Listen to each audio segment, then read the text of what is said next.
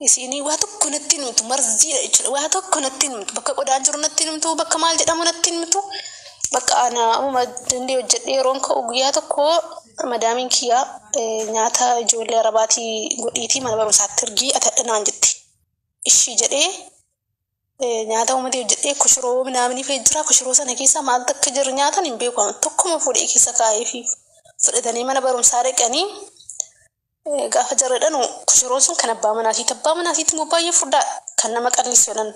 Intalattiin immoo dhaabattee ilaalaartii beektaa. Kana hundayyuu jechuudha zimmetti jaalalaatti kanas godhe sanas hin godhe sin jettu. Achumaan dhiisee bakka gaafa kana akka carraa ta'e madaamiini dhattee ijoollee mana barumsaatiif itti gaafa siin fiddu koshoroo sana hin nyaanne ijoollee. Namitti koshoroo sana eenyu keessa kaayadha nyaatee ta'e dhiisirnaa achumaan maraatte dhuftee koshoroo kana dhatu mana barumsaa arganii ijoolleen kiyya idimee mana barumsaatti kutamtii jette. Sorry wallahi anta kana ma gugguufeen beeku miidha si qabee kadhadhe. An biiroodhuma sanatti deebi'uu baqa. Sorry jedhee an dhiifaman beeku naan jettu. Yalla guubii naan jettee shaanxaa kee fudhu keetteetti. Asiin jara biirootti dabaltee kottaa fudhaa jette. Gaafa kana jara biiroo dhiifama gaafadhu naan jedhan gaafadheera na diddeen jedheeniin. Asumaan bakka okay ergina baasaa jiraatti birrii kiyya naa kennii jedhanii biirootti sii kennaa jette. Biiroon takka ji'a torban hojjedhe birrii tokko natti kenneen beekun jedheeniin. Nam boohe bakka achumaan okay jettee birrii kuma tokko naa kennite. Fudhadhee dhufee ajmaaniin kana keessa dhufnee halkanirraa sa'aatii 7 guute gaafa dhufnee ajmaan kana geenyu. Halkan sa'aatii 1 jechuudha yaani sa'a wahdaa yeroo guutu karaatti dhaabanii birrii fidii naan jedhan. Kennu birrii naa hojii shinti beetii miiciteen jedheeniin. Achumaan sa'aatii sana jechuudha makiinaa keessaa buusanii nagata warri biiroo kun. Paaspoortii koo naan jedhe paaspoortii keessa na dhawwatanii. Makiinaa keessa birrii buusanii uffata kiyyaa wajjin nagatanii bakka baangaalii kana bakki kana guuttee jirti waa tokko hin beeku maal akka ta'e hin beeku biyya kanaafis addisiidhaan gadi ba'ees hin beeku. Achumaan mucaa tokko jira kan ergasii Joordaanirraan birrii naa biyya naa galchu jechuudha. Isatu guyyaa tokko simii bitee naa fidee biirootti simii sana nan qaba bakka birrii kana warra baangaalii kanatti kennee adiraa kaardii naa guutaadheen kadhadheeniin achumaan kaardii naa guutanii. Mucayyoo tokko jirti bakka asitti bilbilee akkas jedheeniin nan jaraan haasoftee bakka hin jiru jara gaafattee ani eessa akka hin jiru hin beeku. Ajmaaniin kana keessa bahara guddaa akka ta'e nan beekaa muunayyaa bakka jirti nagatanii achumaan isiin bakka achuma dhaabbadhu jettee taaskiidhaan dhuftee na fuute. Isii bira deemee bakka isiin mana jaazaa jirti hangumatee isii bira taa'e yeroon achi kee gaggaafadhu na arrabsite jechuudha. Paaspoortii kiyya gaafadhee jennaan jarattiin biiroo na arrabsite. Nkili nuti cuman nabilootti naman itti maddu sin qabu ka bakka ijoolleen dhiisinaan jiran bakka iyyuu hojjetata achitiin qaqqamte minaanii gaafatinaan jiran suuraa isaa bakka qabaattee naan jedhanii akka jedhe hirmanniisee bakka hojiin bakkee kana sin jiru tuman akkas jedhu maatii kiyyaallee hin himne jechuudha. Naan dhoskee kana hundayyuu maatii kiyya jechuudha. Dhoskee tuman ta'a. Inni dhufaarti naan jedhani mana jarri isaan biyya kana biyyatti darbe na eegaan jiranu. Otuman akkas jedhu bakka hojiin hin jiru bakkee kana jechuudha. Siqaa ina dhukkube bakka beektaa ilkaan tokko na dhukkube. Asiin waan ajaa'ibaa maazariin kiyyaallee jechuudha dhukkubsatti. Gaafa dhukkubsattu maazarii kee dhukkubaaraa jedhamee natti himame wallaahi shorxaan naa qabdu jedhee gadi bahee kolfisee irra rufatte jechuudha. Shorxaan naa qabu diddee achumaan dhiisee maazariin kiyya in kufte jedhanii kuftee Addis Ababaa jirtii utuu wayitii bakka an birrii qabaadhee akka mataan jiru jarrillee alhamdulillah obboleeyyan kiyyallee akka matanii utuu wayitii jedhee bakka maraadheera bakka maraatu sammuun kiyya akka tokko na ta'ee ture. Mucaan tokko jira mucaa wallaggaa wa'ii mana churchi si geessinee intinaan ani naan jennaan maal jedheen kan biyya sanaa dhiisee dhufe sababii amantii churchi si dhaqee si fayyaadhee nan dide yoon wanti jiru mucaan tokko immoo ijoollee sarbooti maallaan jedhe seetanii yoo ati akka feete naa wajjin taate anatu ilkaan keessarraa buqqisaa minaamini naan jedhe innaan ani ishiyyan jedheen dura caalaa wanti natti dhiyaatu hin jiru jedheen bakka akkasumatti. Ijoolleen sababii kiyya ijoollee meeqatu wal lolan jechuudha. Mucaadhuma sana maaf akkasitti mucaa kanaan akkas jetta akkuma akka jetteedhani ijoolleen hammitee na dhaabatanii na bira intanaadhanii bakka firriin jirtu jechuudha. Gaafa rakkattanii gaafa dhukkubsattanii firii tokko hin jirtu. Achumaan hojii tokko wayii galee utuma dhukkubsadhu madaamittiin sun masriidha. Masrii bira galee birrii siitiin ilkaan kiyya naa buqqisiifte madaamittiin sun akka jedhu jeesha mojeejaa bira hojjedhe birrii tokko naan kenne waan isiin natu saateen isin beeku birrii isiin gaafadhuwan jaamu fayyaa birrii malee hojjedhe gaafan hojjedhe ka'u na gaafatan ijoolleen birrii biyyan garfattaa naan jedhan gaafa kana nan gaafadheen siifan kenna habiibtii yaa galbii minaamni nan jettu makka jettu hay maal natu saatii nan deeman jedheen baqqaaladha. Oke naan jette isiinis deemi naan jette deemi naan jedhaan jirtu bakka fiddee ijoollee bakkaan taa'u bakka sanaan bakka duraa sana nan dhiisee sababii dhuma ijoolleen waan akkasiinatti yaadaniif bakka dhiisee ijoollee biraa bira dhufee gaafa dhufu fiddee bakka birriin taaskii birrii tokko naaf hin kennin isiinis jechuudha makiinaa siitiin fiddeedhuma shorxaan si haa qabu biyya galtaa naan jette jedheeniin fiddeedhuma intinaadhuma ajmaanuma innis illee jechuudha. Video shortaa mudi gara nama laalu tokko iyyuu hin jiru. Anasumaan dhiisee akkasumatti ijoolleetti dabalee bakka kanaan jiran achuma dhaabbadhu naan jedhanii achumaan taaskii siif ergina naan jedhanii bakka achumaan taaskii naaf erganii jara bira dhaqee ijoolleedhuma keenya jechuudha jara bira taa'u alhamdulillah. Maal jedhee himu wallaahi billaahi jechuudha wanti biyya namaa keessatti rakkina hin argine jechuudha hin danda'amu. Garuu alhamdulillah rabbiin fayyaa kiyya naaf kenni. Amma achumaan bakka mana hojii kana immoo ijoollee ammoo jijjiiramni akkamii ammoo kana hundi dabarsitee walitti qabaarta moo akkami? Ani hamma asirratti immoo barbaadu inshallah rabbi jabaadhu shi akkasii gaa shamarran biyya alaa kana hunda bu'aa bu'ii kana hunda keessa ba'anii isaa mamaaru. Apa ada bari?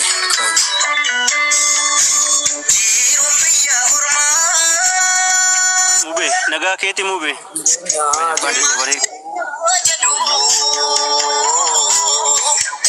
Kopling share tata kuda. Mube, naga keti. Naga ini di bata abe akam. Oye, naga keti akam. Naga. Sena gara namanya tu nagifat galgala ya Rabbi. Kasih hojjetanii isaa mamaaru shamarran.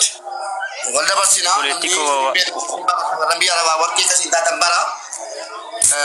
Injijjiirra. Seenaa shamarran biyya arabaa akkas baalageedha maaloodha jedhamu kana tullaa jijjiirra rabbeeta. Abbee maaltu jira jabaatu dhiiras keessa taa'uun dhorkaa. Tole isheenis mube rumundumaa si takataatalan ture garuu ergaan si takataatalu jammare au rakkinni silaa sirraa fagaatu rakkuma sitti haasa'uufachuu dhufe beektaa ifa manaa godhaallee hundi keessan warra jala jirtan hundi keessan ifa manaa godha warri viidiyoo keessa argitanis jiraachuu dandeessanii kun immoo ergasiis ilaaluu dandeessanii mana rifeessan qaba ture iyyuu beektaa yuunivarsiitii irraa eebbifameetan dheengadda miikiin gadhiisee ture yoo argitanii jiraattan ta'e.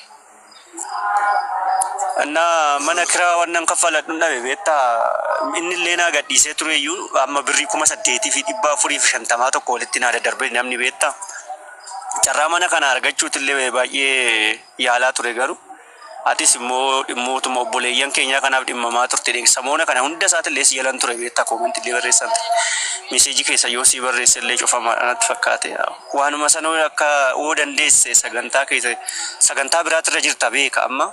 Kan ada gargaarsaa miti ammoo ijoollee rakkina sana keessaniitu namoonni gargaaruu feetanu bishaan kun nu marareera jettanu fooloo godhadhaatii fooloo siniif adeebisu nama 78 fooloo si godhee keessaan dubbisiini.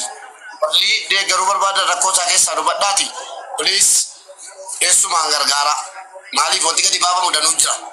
Lafatti hafee miidhamee deemuu danda'ee kaleen jalaa fi waan nu jira waan ta'eef fooloo godhadhaatii namni gargaaruu barbaadan keessaan. Video na jala jira video miki gadhiisa repost godheera hori na gargaaru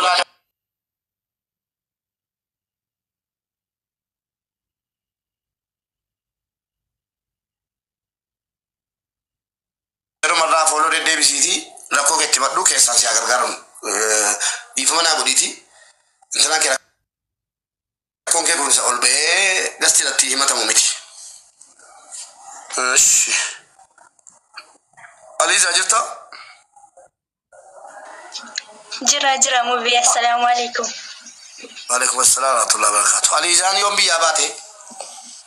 Alijaan isaa wallahi maskaramii timbiyaa bahe wallahi bara 2016. Waggaa tokko jechuudha. Waggaa tokkoon keenya malee bara 2016 ni bir 2017. Okay. Reefu waggaan keenya jechuudha. Ammallee waggaan keenya wallahi mube. Maaltu si biyyaa si baasime? Wallahi mube wanti biyyaa na baase. Beekaa koo miisiyuu qoy buleessa koo yaade. Qoy tokko dhiibuun shi gidduudha. Beekoo yeessa baddee taraa. Hagas caqacaqisi yaade dhugaa. Maa baddee?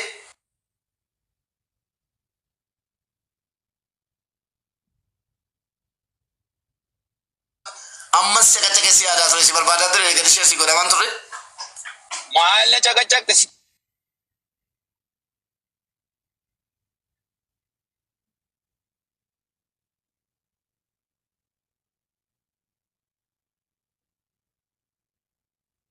Waaqayyo kamati. Ikitti kuma keenan immoo sin jaaladha bar. Engadan si bare akkas jaaladhu. Naawaamaa minaamin jedhee barbaadamaa turte. Maal immoo godhe gani moo waan balleesse?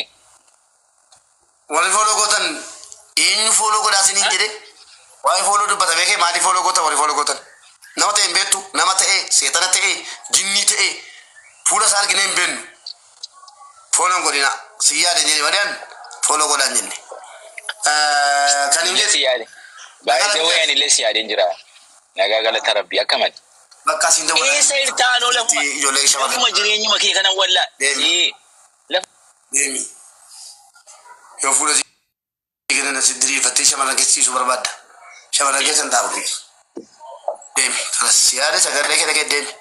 Ishi Aliza mee maalumatu maa darbite Kophee kophee. raba deemuu bee.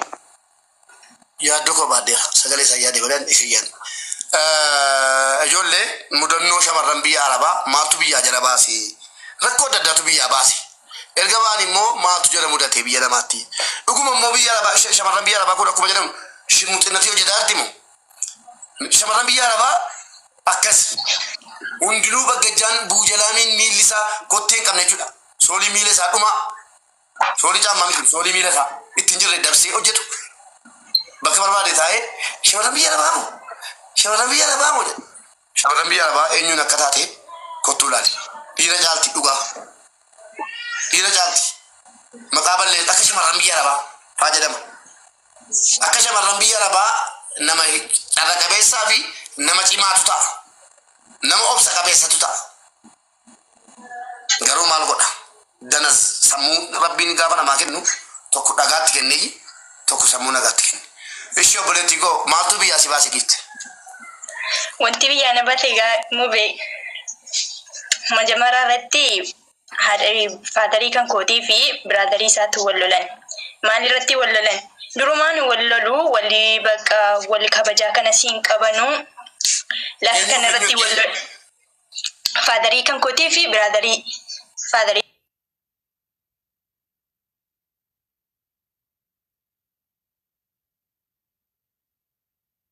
irratti dhiyaatu si hin jiru.